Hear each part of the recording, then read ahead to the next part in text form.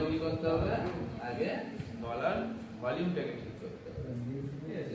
যেমন আমি এমনি বললাম না, আমি, ঠিক আছে?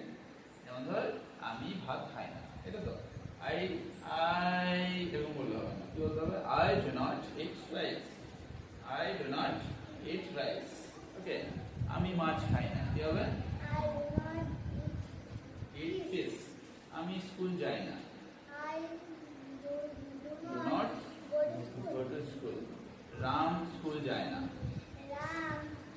Ram does not go to school. বিড়ালটি মাছ খায় না, ডাজ নট ইট ফিশ। আচ্ছা, মোহন মাছ খায় না, খায় বললে হবে না, খায় না। মোহন ডাজ নট